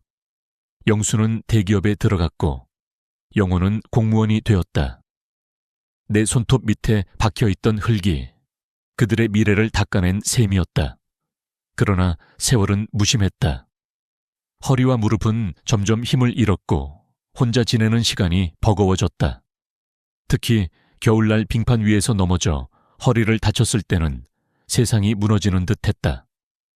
엄마, 이제 농사 그만하세요. 서울로 오세요. 저희가 모실게요. 큰아들 영수가 그렇게 말했다. 하지만 나는 선뜻 대답할 수 없었다. 아무리 아들이라고 해도 며느리의 마음을 생각하지 않을 수 없었다. 시어머니가 들어와 함께 산다는 건 부담이 될 수도 있지 않은가. 그때 영호가 조심스럽게 제안을 꺼냈다. 엄마, 정말 좋은 곳이 있어요. 황금빛 쉼터라는 실버타운이에요. 그가 보여준 사진 속 황금빛 쉼터는 마치 새로운 세상을 약속하는 듯 했다. 깨끗한 건물, 넓은 정원, 환하게 웃는 어르신들의 모습. 도시의 복잡함과는 거리가 먼 시골의 정취가 살아있는 곳 같았다. 엄마 같은 분들이 많아요. 농사 짓던 분들, 장사하던 분들, 말도 잘 통할 거예요. 설명을 들으며 마음이 흔들렸다. 처음에는 평생의 터전을 버리고 갈 수 있을까 고민했다. 집과 논밭은 내 부모님 세대부터 물려받은 소중한 땅이었다. 하지만 아들들의 말을 곱씹다 보니 결국 나도 고개를 끄덕였다. 그래, 한번 가서 보자. 그렇게 해서 나는 황금빛 쉼터로 향했다. 처음 발을 들여놓았을 때의 느낌은 아직도 생생하다. 따뜻한 햇살이 정원 가득히 내려앉아 있었고 친절한 직원들이 반갑게 맞아주었다. 어서 오세요, 이말순님. 여기는 농촌 출신 어르신들을 위해 마련된 특별한 공간입니다. 그 말에 가슴이 뭉클해졌다. 드디어 나도 평생의 고생 끝에 편히 쉴 수 있는 자리를 찾은 걸까. 작은 개인 방은 아담하고 깔끔했다. 공동 공간에는 텔레비전이 있고 텃밭을 가꿀 수 있는 프로그램도 준비되어 있었다. 무엇보다 마음을 놓이게 한 건 다른 입주민들이었다. 새로 오셨어요? 저는 박금순이에요. 전라도에서 농사 짓다 왔어요. 저는 최순자라고 해요. 평생 시장에서 장사했죠. 그들의 얼굴은 낯설었지만 말 몇 마디만 나누어도 금세 친근해졌다. 같은 처지라서 그랬다. 입주비를 물었을 때도 안심이 되었다. 농촌 출신 분들께는 특별 할인이 있어서 월 200만 원이면 충분히 이용하실 수 있습니다. 아들들은 이미 준비가 되어 있었다. 집과 논밭을 팔면 충분히 가능하다고 했다. 나도 결국 마음을 굳혔다. 평생의 추억이 담긴 집을 정리하는 건 고통스러웠다. 벽에 걸린 가족사진 하나하나, 낡은 붓두막, 마당 끝에 있던 감나무까지 모든 것이 나를 붙잡았다. 하지만 나는 스스로를 다독였다. 이제는 새로운 시작이야. 황금빛 쉼터로 들어오던 첫날, 마치 내 인생에 새로운 장이 열리는 듯했다. 그 순간만큼은 가슴이 벅찼다. 이제 고생은 끝났고 행복이 시작될 거라 믿었다. 그러나 그때는 몰랐다. 그 화려한 이름 뒤에 어떤 어두운 그림자가 숨어 있는지, 그리고 그 결정이 내 인생을 송두리째 흔들어 놓을 줄은. 나는 이 이야기를 지금의 나이 75의 시선으로 되돌아보며 전하려 한다. 단순히 한 노인의 경험담이 아니라 나와 같은 세대를 살아가는 여러분께 드리고 싶은 경고이자 교훈이다. 황금빛 쉼터에서의 첫 발은 빛나는 희망 같았지만 곧 예기치 못한 폭풍의 시작이었다. 처음 한 달은 마치 꿈속 같았다. 창문을 열면 멀리 산과 들판이 보였고 새소리가 아침을 깨웠다. 도시의 실버타운처럼 번잡하지 않고 내 고향과 닮은 풍경 속에서 마음이 차분해졌다. 프로그램도 다양했다. 오전에는 가벼운 체조, 오후에는 텃밭 가꾸기, 저녁에는 다 같이 모여 TV를 보며 이야기꽃을 피웠다. 말순 씨, 여기 오길 잘했죠? 박금순 할머니가 웃으며 물었다. 그러게, 집에 있을 때보다 훨씬 덜 외롭네. 나도 웃었다. 처음에는 정말 이곳이 천국인 줄 알았다. 하지만 작은 이상함이 눈에 들어오기 시작했다. 첫 번째는 음식이었다. 어느 날 점심, 반찬이 예전보다 훨씬 단출했다. 김치찌개, 멸치볶음, 그리고 깍두기뿐. 오늘은 좀 부실하네. 금순 할머니가 툭 내뱉었다. 나는 대수롭지 않게 넘겼지만 며칠 뒤 또 같은 상황이 반복되자 의문이 들었다. 예전에는 고기 반찬이 자주 나왔는데 왜 이렇게 달라진 걸까? 직원에게 물었지만 돌아온 대답은 애매했다. 어르신들 건강을 위해 담백한 식단으로 바꿨습니다. 두 번째는 청소였다. 입주 첫날에는 매일 방 청소를 해주었는데 어느 순간부터 주 3회로 줄어들었다. 물어보니 운영상 조정이라는 답변뿐이었다. 납득하기 어려웠지만 그냥 지나쳤다. 그러나 세 번째, 의료 서비스에서 문제가 터졌다. 허리가 아파 의무실에 갔을 때 간호사가 말했다. 할머니, 물리치료는 별도 비용이 들어요. 나는 귀를 의심했다. 입주 전 설명에서는 의료 서비스가 포함되어 있다고 했는데 알고 보니 기본 진료만 해당되고 물리치료나 재활은 추가 비용이었다. 그제야 처음 느낀 설렘이 금이 가기 시작했다. 시간이 흐를수록 작은 불편은 점점 불만으로 커졌다. 그리고 어느 날 우연히 직원들의 대화를 들었다. 요즘 농촌 출신 어르신들 불만이 많다던데. 어쩔 수 없죠. 운영비를 맞추려면 서비스를 줄여야 하니까. 계속 이렇게 가는 거예요? 일단은요. 어차피 이분들은 다른 선택지가 없으니까. 그 말을 듣는 순간 심장이 철렁 내려앉았다. 우리를 존중하는 게 아니라 발목 잡힌 고객으로 본다는 사실이 분명해졌다. 그러던 중 충격적인 일이 일어났다. 한 달 후 새 입주민이 들어왔는데 서울 출신 정미경 씨였다. 남편이 대기업 임원이었다는 소문이 돌았다. 직원들의 태도는 확연히 달랐다. 정미경님, 이쪽으로 오세요. 특실로 안내해 드리겠습니다.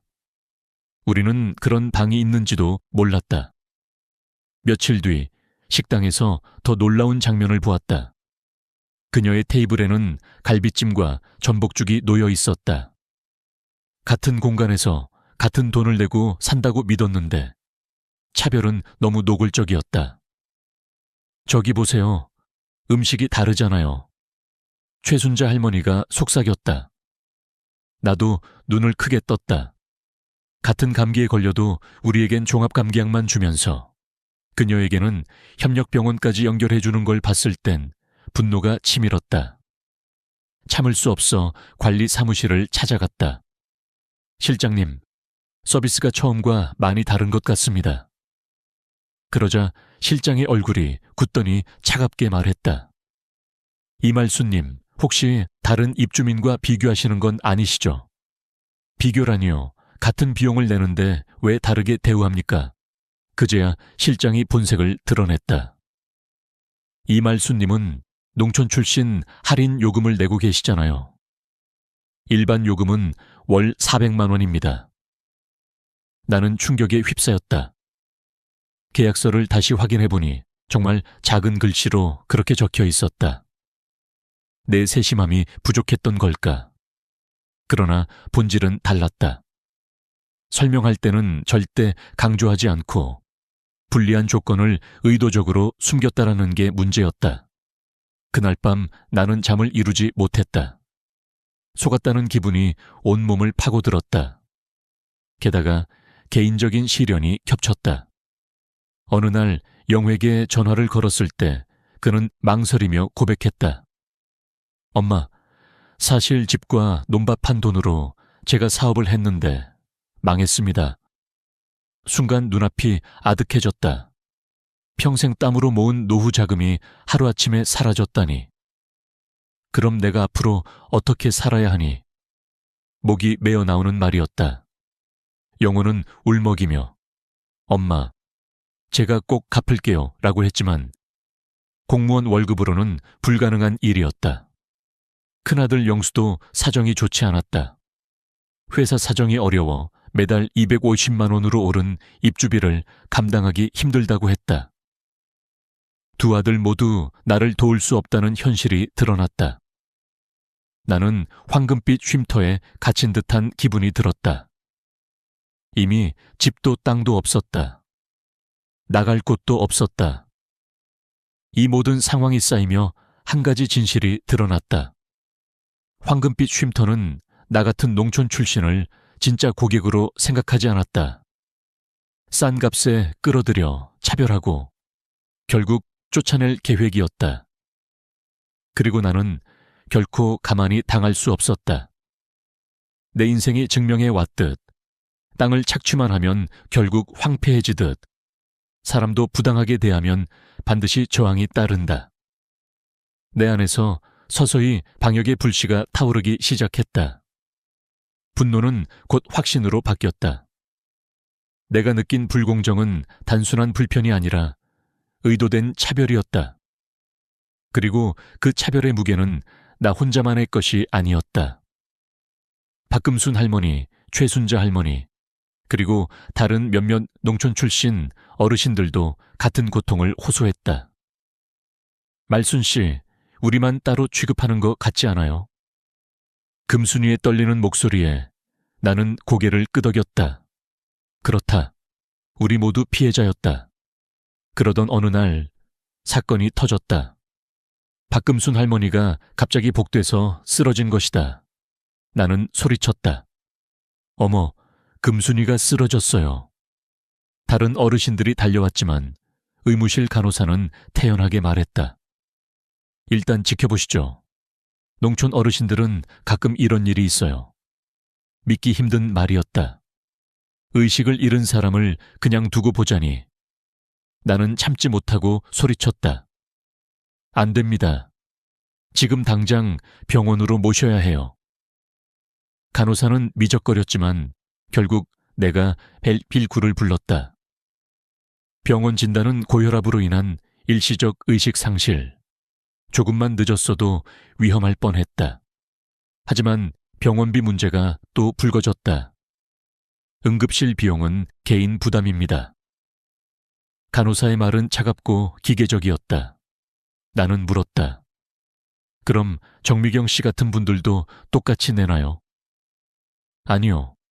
프리미엄 고객은 전액 지원됩니다. 그 순간 내 안에서 끓어오르는 분노가 확실한 결심으로 바뀌었다. 이건 단순한 우연이나 실수가 아니었다. 철저히 등급으로 나뉜 차별 시스템이었다. 며칠 후 상황은 더 나빠졌다. 황금빛 쉼터에서 온 통지서에는 입주비가 다음 달부터 월 250만 원으로 인상된다고 적혀 있었다. 물가 상승 때문이라는 이유였다. 나는 머리를 감싸쥐었다. 이미 영호는 내 돈을 잃어버렸고 영수도 도와줄 수 없는 형편이었다. 결국 나는 더 깊은 수렁 속으로 밀려난 기분이었다. 가장 가슴을 무너뜨린 건 작은 아들 영호의 고백이었다. 엄마, 정말 죄송해요. 그 돈 다 날렸어요. 치킨 프랜차이즈에 투자했다가 실패한 것이었다. 나는 믿을 수 없었다. 영호야, 그게 무슨 소리냐. 그 돈은 내 노후 자금이었잖아. 그는 울먹이며 말했다. 엄마, 제가 꼭 갚을게요. 조금씩이라도. 하지만 나는 알았다. 현실적으로 불가능한 약속이라는 걸. 내 두 아들 모두 등을 돌린 것은 아니었지만 결국 나를 지탱할 힘은 없었다. 영수는 회사 사정 때문에 매달 250만 원을 내줄 여력이 없었고 영호는 이미 패배자의 고백으로 무너져 있었다. 그날 밤 나는 깊은 절망 속에서 홀로 눈물을 삼켰다. 그러나 동시에 나는 평생 농사꾼으로 살면서 배운 교훈을 떠올렸다. 땅은 정직하다. 제대로 돌보면 풍요를 주지만 착취하면 금세 황폐해진다. 지금 이 상황도 마찬가지였다. 우리가 당한 착취는 언젠가 무너질 수밖에 없는 구조였다. 그렇다면 누군가가 맞서야 했다. 그리고 그 역할은 바로 나였다. 나는 동지들을 모았다. 박금순, 최순자, 그리고 6명의 어르신이 모였다. 우리가 당한 일을 기록해야 해요. 증거를 모읍시다. 내 목소리는 단호했다. 다른 이들은 망설였다. 우리가 뭘 할 수 있겠어요? 이미 집도 팔고 나갈 수도 없는데. 하지만 나는 고개를 저었다. 아닙니다. 우리가 당한 일을 증명하면 세상이 우리 편이 되어줄 겁니다. 그날부터 나는 장부를 쓰듯 기록을 시작했다. 식단의 차별, 청소 횟수의 변화, 의료 서비스의 불공정, 응급 상황의 방치, 날짜와 시간, 상황을 빠짐없이 적어 내려갔다. 3월 15일, 우리 테이블 김치찌개, 멸치볶음, 프리미엄 테이블, 갈비찜, 전복죽. 4월 2일, 동일 감기 증상, 나는 약만, 정미경 씨는 협력병원 이송. 증거는 쌓여갔다. 작은 목소리지만 모이면 힘이 된다는 걸 알았다. 그러나 우리는 아직 내부에서 무슨 일이 일어나는지 몰랐다. 왜 이런 차별이 생기는지, 운영진의 속셈이 무엇인지 알 길이 없었다. 바로 그때 뜻밖의 인물이 다가왔다. 청소를 하던 젊은 직원 김정희 씨였다. 그녀는 나를 조용히 불렀다. 할머니, 제가 도와드릴게요. 순간 가슴이 철렁했다. 우리가 증거를 모으는 걸 들켰나 싶어서였다. 그러나 그녀는 진심이었다. 저도 이곳 운영 방식이 마음에 들지 않아요. 불공정하고 부당해요. 제가 내부 자료를 보여드릴 수 있어요. 그녀의 손에 쥐어진 서류는 충격 그 자체였다. 입주자 서비스 차등표, 운영비 내역서, 그리고 가장 충격적인 경영진 회의록. 그 안에는 이런 문장이 있었다. 농촌 출신 입주자는 2년 내 모두 퇴소 유도. 할인 요금은 미끼일 뿐. 점진적 인상으로 자진 퇴소 유도. 나는 눈을 감았다가 떴다.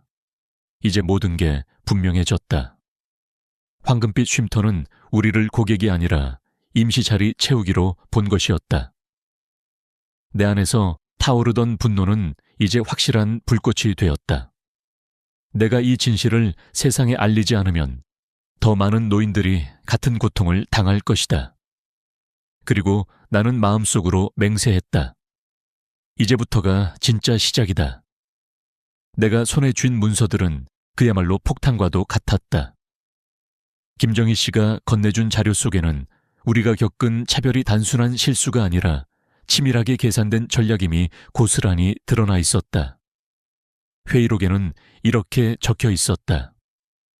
농촌 출신 어르신들은 2년 내에 모두 내보낸다. 할인 요금은 단지 미끼일 뿐이다. 점진적으로 인상해 잦은 퇴소를 유도하고 빈자리는 프리미엄 고객으로 채운다. 나는 글자를 읽으며 손이 떨렸다.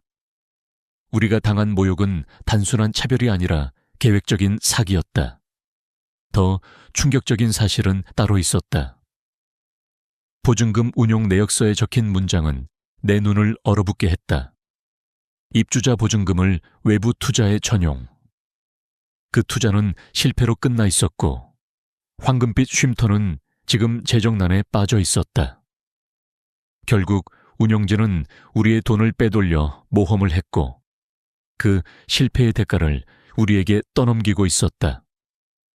나는 가슴속에서 치밀어 오르는 분노를 억누를 수 없었다. 내 노후를, 내 동지들의 평생 땀방울을 이렇게 무참히 짓밟다니. 나는 동지들을 불렀다. 작은 방 안에 8명이 모였다. 이제 확실해졌습니다. 우리를 속였다는 게 분명합니다. 내 말에 모두 고개를 끄덕였다. 그러나 최순자 할머니는 여전히 불안한 눈빛이었다. 하지만 우리가 뭘 할 수 있겠어요. 상대는 돈과 권력을 가진 사람들이잖아요. 나는 단호하게 답했다. 방법이 있습니다.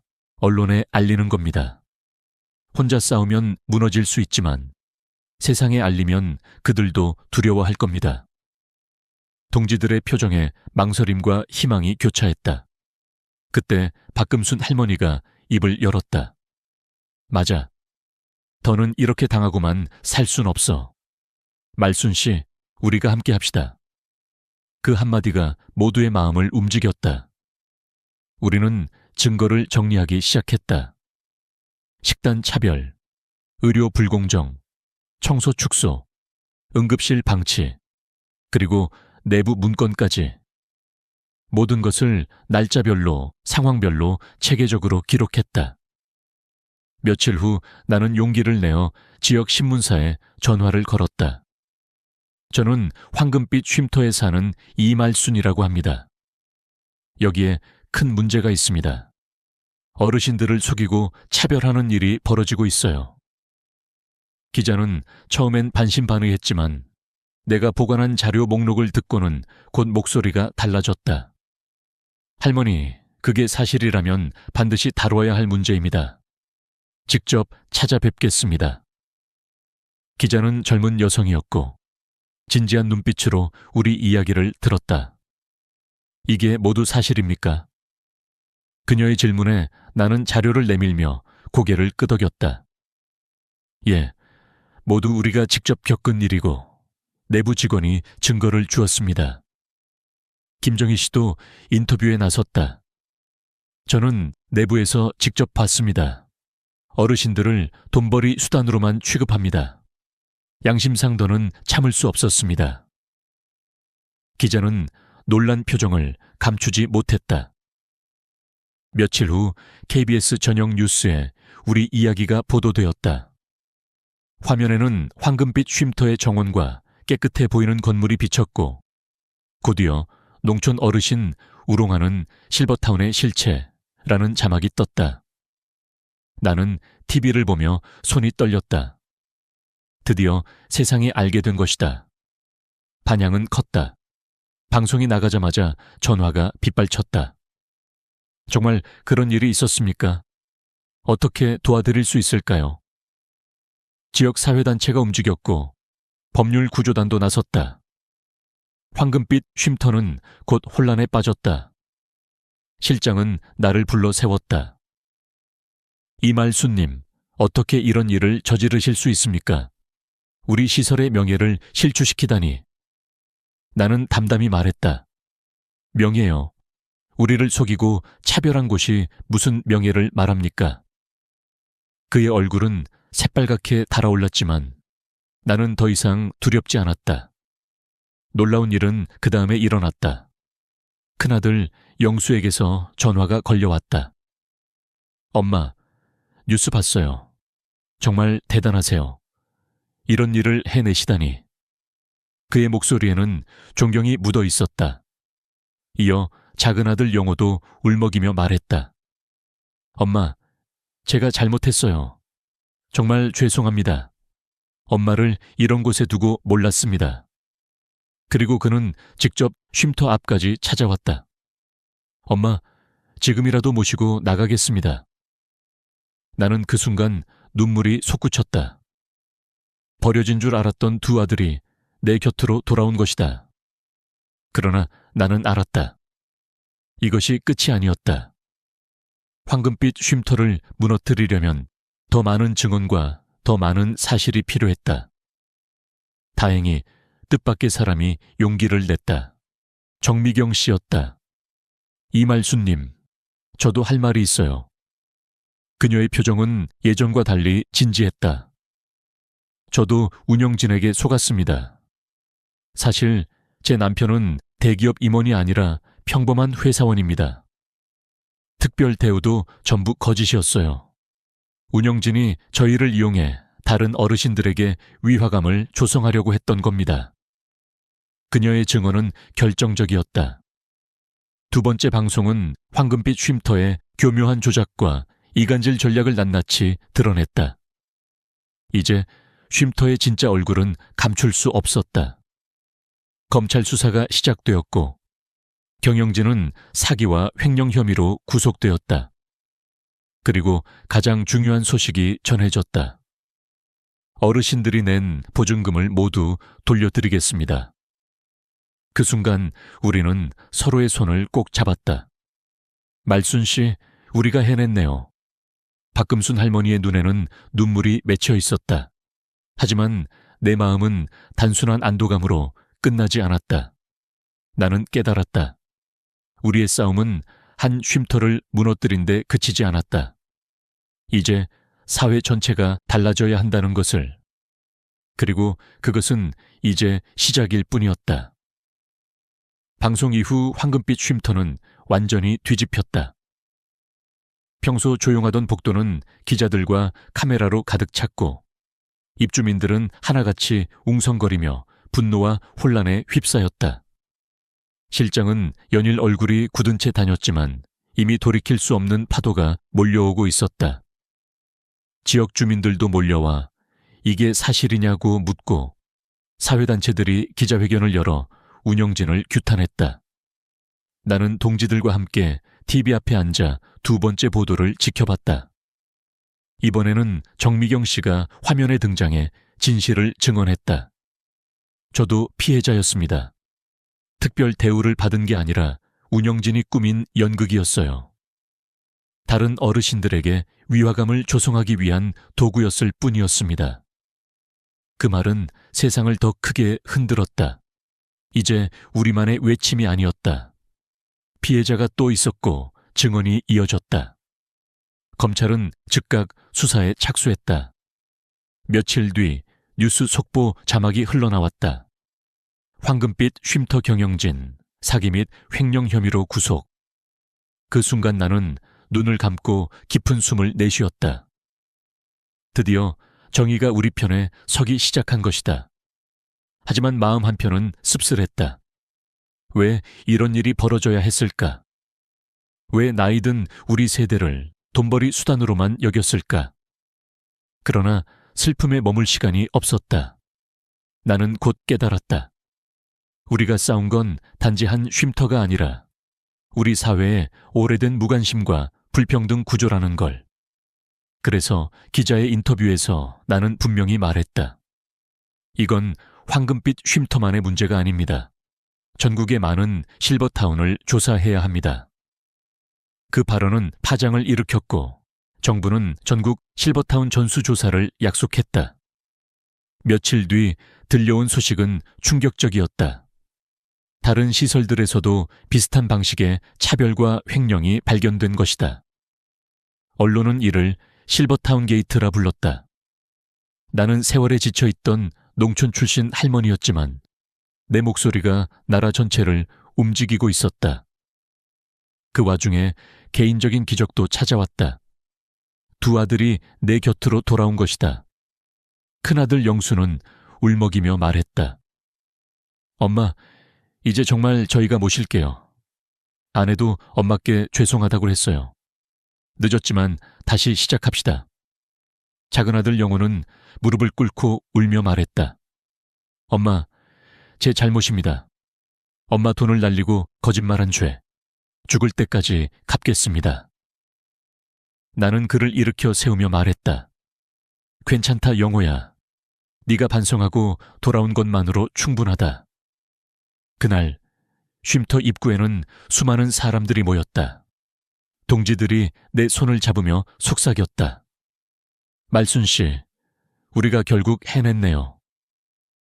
김정희 직원은 눈물이 그렁그렁한 얼굴로 말했다. 할머니, 저도 고마워요. 용기를 내주셔서. 나는 그녀의 손을 꼭 잡았다. 그녀가 아니었다면 이 모든 진실을 밝혀낼 수 없었을 것이다. 그러나 우리 싸움은 단순히 성공으로 끝날 수 없었다. 나와 같은 세대는 여전히 취약했고 또 다른 어르신들이 여전히 어딘가에서 같은 고통을 겪고 있을 것이다. 나는 기자와의 마지막 인터뷰에서 이렇게 말했다. 나이는 숫자에 불과합니다. 중요한 건 포기하지 않는 마음입니다.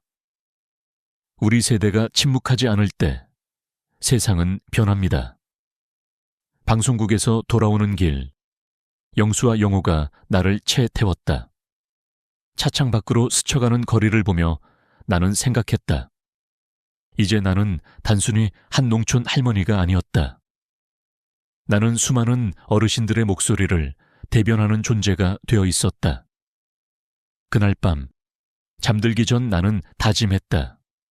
이 경험을 묻어두지 않겠다고. 내가 겪은 고통과 반란, 그리고 승리를 기록해 남겨야겠다고. 75세 농촌 할머니의 반란기. 그렇게 책 제목을 정했다. 누군가는 비웃을지도 모른다. 그러나 나는 알았다. 진짜 인생은 나이와 상관없이 언제든 다시 시작될 수 있다는 것을. 그리고 마음속 깊은 곳에서 나는 느꼈다. 이 이야기는 이제 끝이 아니라 새로운 시작을 향한 불씨라는 것을. 황금빛 쉼터를 떠난 지 반년. 나는 이제 서울 외곽의 작은 아파트에서 살고 있다. 겉으로 보면 소박한 공간이지만 내겐 세상에서 가장 자유로운 곳이다. 혼자 사는 것이 두렵지 않다. 큰아들 영수 가족이 주말마다 찾아와 함께 식사를 하고 작은아들 영호는 매주 전화를 걸어 근황을 전한다. 손주들은 할머니, 학교에서 뉴스 봤어요. 우리 할머니가 세상을 바꾼 거 맞죠? 라며 자랑스러워한다. 그 말에 나는 웃음을 감추지 못한다. 하지만 내가 진정으로 기뻤던 건 개인적인 회복만이 아니었다. 우리의 싸움은 더 큰 변화를 불러왔다. 정부는 실버타운 전수조사를 통해 불법 운영 실태를 적발했고 새로운 법률이 제정되었다. 입주민 권리 보호법. 이 법은 이제 모든 실버타운이 계약서 내용을 명확히 알리고 차별 없는 서비스를 제공해야 한다고 규정한다. 나 같은 피해자가 더 이상 나오지 않도록 말이다. 또한 사회는 나이 든 세대를 다르게 보기 시작했다. 이전에는 돌봄의 대상으로만 취급되던 노인들이 이제는 변화를 이끄는 주체로 인정받기 시작했다. 여러 방송국에서 인터뷰 요청이 쏟아졌고 학교나 사회단체에서 강연을 해달라는 부탁도 이어졌다. 할머니, 어떻게 그렇게 용기를 내셨나요? 누군가 물으면 나는 늘 같은 대답을 했다. 나는 농부였어요. 땅은 거짓말하지 않아요. 정직하게 돌보면 결실을 주고 착취하면 황폐해지죠. 사람도 똑같습니다. 나는 이 경험을 책으로 남겼다. 75세 농촌 할머니의 반란기. 책이 출간되자 예상치 못한 반응이 쏟아졌다. 독자들은 눈물을 흘리며 말했다. 저도 부모님을 실버타운에 모셨는데 계약서를 다시 들여다보게 되었어요. 또 다른 이는 편지를 보내왔다. 할머니 덕분에 제 어머니가 겪던 불공정을 바로잡을 수 있었습니다. 그럴 때마다 나는 내 고생이 헛되지 않았음을 느꼈다. 물론 아직 갈 길은 멀다. 사회 곳곳에 남아있는 불평등과 편견은 하루아침에 사라지지 않는다. 그러나 최소한 나는 보여주었다. 나이와 배경에 상관없이 한 사람의 목소리가 세상을 움직일 수 있다는 것을. 그것은 내 인생의 가장 큰 자부심이다. 어느 날 영수가 혼자 찾아와 조심스럽게 말했다. 엄마, 제가 사과할 게 있어요. 사실 처음 엄마를 쉼터에 보낸 건 저희 편의를 위해서였어요. 엄마 행복을 위한다고 포장했지만 진심은 아니었어요. 나는 아들의 손을 잡고 웃었다. 영수야, 괜찮다. 오히려 그 덕분에 우리가 더 가까워졌잖니. 그의 눈가가 젖어들었다. 나는 창문 밖으로 서울의 야경을 바라보았다. 반짝이는 불빛 사이로 수많은 삶이 이어지고 있었다. 그리고 나는 속으로 말했다. 나이는 숫자에 불과하다. 중요한 건 포기하지 않는 마음이다. 이제 나는 더 이상 피해자가 아니다. 나는 증언자이고 기록자이며 또 다른 세대를 위한 길잡이다. 내 이야기가 누군가에게 힘이 되고 또 다른 변화를 일으킨다면 그것으로 충분하다.